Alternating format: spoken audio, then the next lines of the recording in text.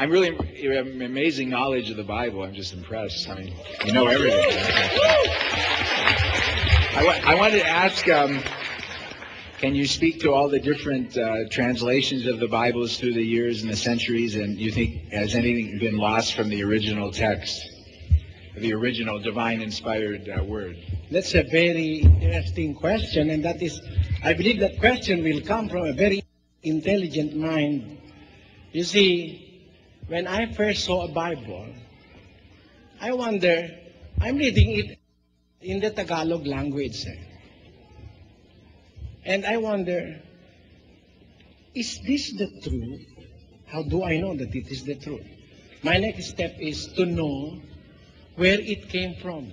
And I read in my Tagalog Bible, translated out of the original Greek. So I sought for a Greek Bible. But I do not know how to read Greek. So I looked for a Greek dictionary and painstakingly compared texts of my scriptures in Tagalog and in the English and in the Greek. And through those years that have passed, I have found out that every translation of the scriptures has its imperfection.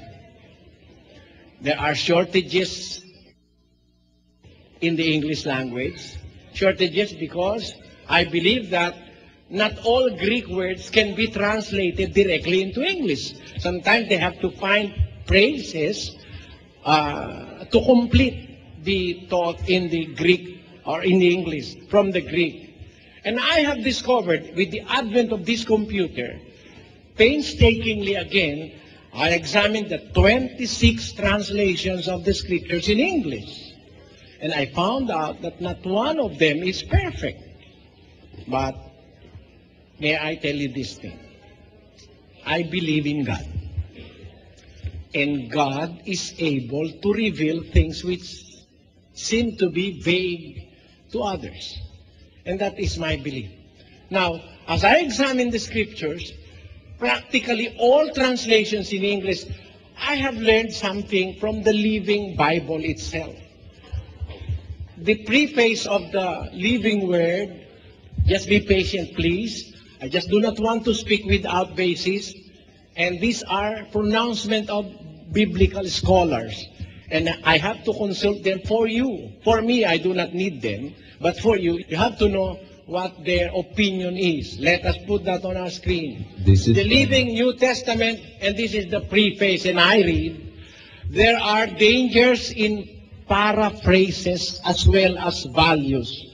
For whenever the author's exact words are not translated from the original languages, there is a possibility that the translator, however honest, may be giving the English reader something that the original writer did not mean to say.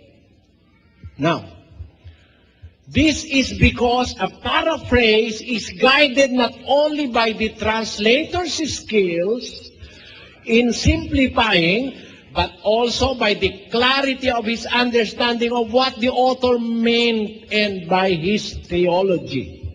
So, in reading the scriptures and different translations in English, I have come to this conclusion. There are differences in translations. There are differences in thought introduced by the translator himself. Now, I'm always asking God, guide me in the path of the truth. And I have developed a faith in me. You need all these Bibles. We need all the translations of the Bible to get the ideas of all biblical scholars, and the Holy Spirit will tell us which to believe. How is that? In the book of Mark, chapter 16, verses 9 to 20, which is the basis of so many scholars now, or so many religious groups, the believers will have with them this sign.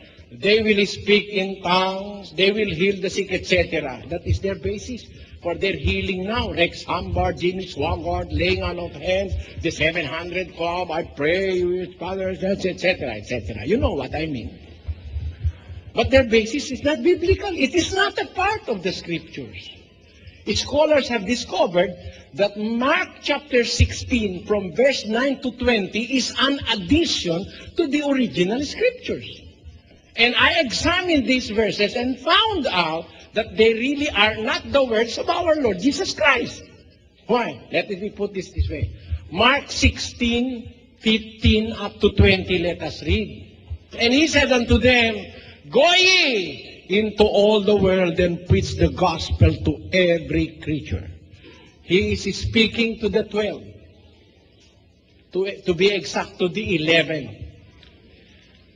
Go ye into all the world and preach the gospel to every creature. Is this true? It's not true. The original 12 apostles have not the capacity to go into all the world. In fact, the Philippines is already in existence during the time of the Apostle Paul. You have heard of our famous rice terraces of Banawe, have you? And according to scientists, those terraces in Banawe, the rice terraces there, were constructed by the Ifugao some 2,300 years ago. You see? The very same time that the apostles were preaching in the Holy Land. And they were commanded by our Lord Jesus Christ, according to that verse, to go into all the world. Can they do that? They have not done it. So it is not authentic. That is the first verse that was introduced as an addition to chapter 16 of the book of Mark. Now, let us continue. Go into all the world and preach the gospel to every creature. The next verse is much more disgusting. He that believeth and is baptized shall be saved, but he that believeth not shall be damned. You see? This is another invention. He that believeth and baptized shall be saved, but he that believeth not shall be damned. Is that scriptural? Let us consult the Bible. If a person is not a believer, is he automatically damned? Let us read from the Apostle Paul. 1 Timothy chapter 4 verse 10 says, For therefore we both labor and suffer reproach, because we trust in the living God, who is the Savior of all men, especially those that believe. Can he save the unbeliever? He is the Savior of all men, especially those that believe. But the unbeliever, those who do not have the capacity to believe, can they be saved? They can be saved. God has all the power to save them. But in that scripture added by some notorious biblical translators, they say, those who do not believe shall be damned. How about the Maroons, the Mongoloids, the mentally retarded? Are they dumb? If you have a child who is a mentally retarded person, can he believe?